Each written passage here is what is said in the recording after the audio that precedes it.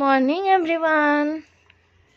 এই দেখো মামাম খাচ্ছে শরবত আজকে, তাই তো। আর আমরা চা খেয়েছি একটু আগে। মামাম এইমাত্র ঘুম থেকে উঠলো, দিয়ে শরবত খাচ্ছে। আশা করি তোমরা সকলেই ভালো আছো, সুস্থ আছো। আমিও ভালো আছি। ঘড়িতে এখন বাজে হচ্ছে 8টা 4। আর দেখো মামাম খাচ্ছে শরবত। সকালে দুদিন ধরে তো একটু মুড়ি চা দিচ্ছিলাম, তো ভাবলাম একটু শরবতও দেওয়া যাক। ওই জন্য আমরাও সকালে উঠে শরবত খেয়েছি। আর মামাম এখন ঘুম থেকে উঠলো বলে ওকে এখন দিলাম। তোমাদের দাদাভাই একটু আগে বেরোলো কাজে। এদিকে আমি ভাতও চাপিয়ে দিয়ে এসেছি, বাকি রান্নাবান্নাগুলো করব, তারপর সঙ্গে সঙ্গে কাজগুলো করব। তো চলো আজকের ব্লগটা দেখতে থাকো, সঙ্গে থেকো। মামামকে একটু আগে ছাতু খাওয়ালাম আর একটা ডিম সিদ্ধ খাওয়াচ্ছি। আর দেখো কারেন্ট চলে গেল এইমাত্র, অনেক দিন পর আবার। জানি না কতক্ষণ। এখানে কারেন্ট চলে গেলে 1 ঘন্টার আগে আসে না। কারেন্ট যায়ও না, আবার কারেন্ট গেলে 1 ঘন্টা আধ ঘন্টার আগে আসে না। তো যাই হোক, আমার কাজকর্ম প্রায় সবই হয়ে গেছে, শুধু ঘরটা মুছবো। ওদিকে রান্নাটা হচ্ছে, আর এদিকে মামামকে খাইয়ে নিই। 10:30 মতো। আর মাম্মাম আর আমি রেডি হয়ে গেছি, একটু কাজ আছে ব্যাংকে, ওখানে যাব। আর এদিকে রান্নাও প্রায় হয়ে গেছে, ঝোলটা ফুটছে। এটা একটু কমলে পড়ে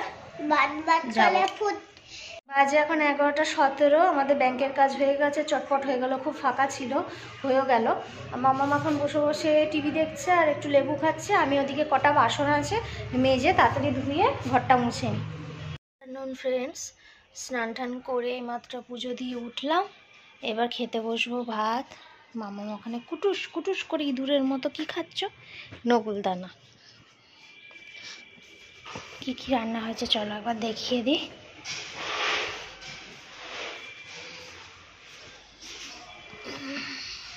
ঝিঙে ভাজা, অনেকদিন পর ঝিঙে ভাজা করলাম। সাধারণত গরমকালে বেশিরভাগ ঝিঙে ভাজাটা করি। উচ্ছে ভাজা, কাঁচা কলা ভাজা, মাছ দিয়ে সব রকম সবজি দিয়ে মামামের একটা ঝোল, আর আমাদের হচ্ছে মাছের কারি। একটু সুজি বানাচ্ছি, তারপরে একটু পরে পড়তে আসবে, তার জন্য একটু সুজি খাইয়ে নেব। প্লেনই করছি আজকে।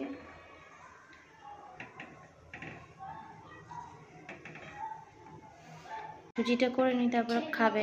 খাবো, তার সুজিটা করে নি, তাই গোল করে ঘোরাও।